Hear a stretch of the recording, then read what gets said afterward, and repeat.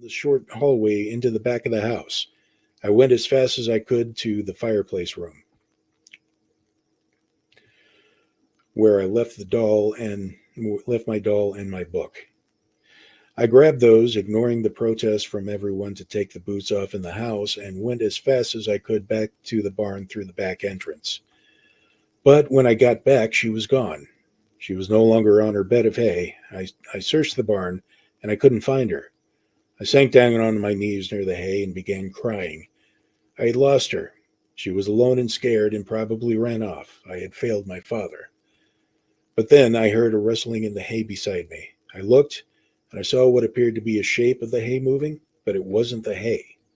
Slowly, that shape began to fill in the fur and look of the girl creature until she was back on the bed of hay, looking wide eyed at me.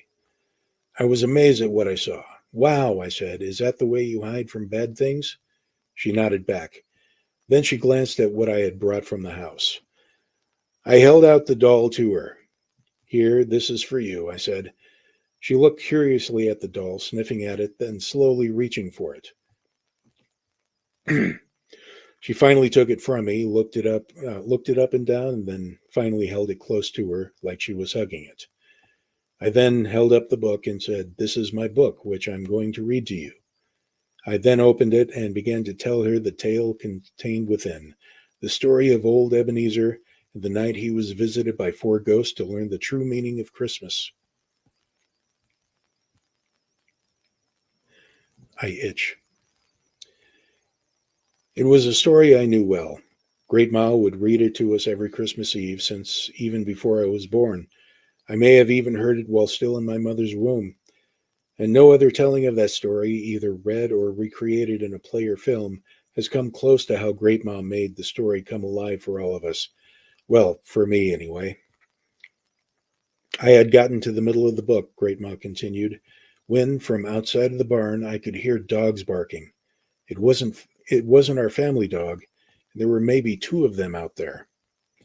Then, following that, I heard voices, human voices, none of them belonging to any of my family, shouting at the dogs and each other. They were speaking English, but they sounded vaguely French. The voices stopped at the big doors of the barn. Then then came a loud banging on those doors, followed by one of the men outside shouting, "Open up! I know it's in there." My father came bursting through the back door entrance, wearing only his long johns, his boots, and coat, carrying his rifle with him.